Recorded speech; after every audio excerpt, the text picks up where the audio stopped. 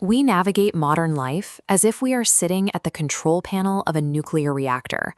Our psychological default is hypervigilance, a survival mechanism where we constantly scan the horizon, trying to manage every email, every interaction, and every variable to guarantee our own safety. But running that background process requires immense energy.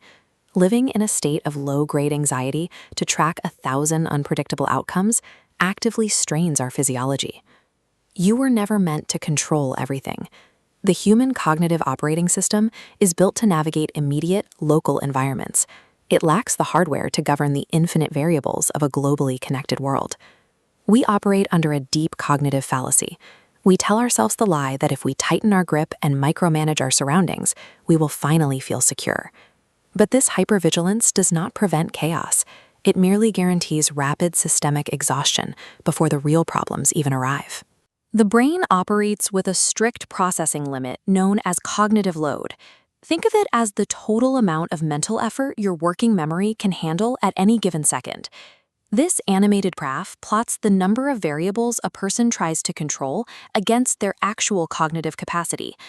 Notice how the capacity remains stable at first, but suffers a catastrophic drop the moment the variables cross a specific threshold. When you cross that threshold, your brain abandons rational processing entirely. It downgrades into a perpetual state of primitive threat detection, scanning blindly for danger instead of solving problems. At this lowest dip in capacity, your nervous system is entirely reactive. By fighting so hard to maintain total control over your life, you deplete your system. When an actual, localized crisis finally happens, you have zero mental bandwidth left to handle it.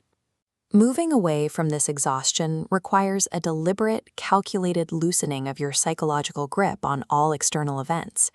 Because every attempt to force an external outcome drains the cognitive battery we just looked at.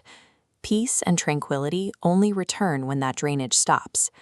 In this way, your internal calm is directly tied to the number of external variables you stop trying to influence.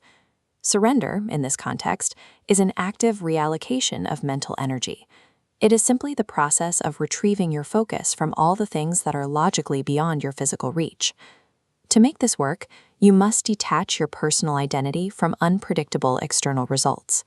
You focus on the quality of your effort while remaining indifferent to the eventual outcome. Recognizing these strict limitations grants you significantly more agency over your life. By accepting what you cannot change, you concentrate your full power on the few things you actually can.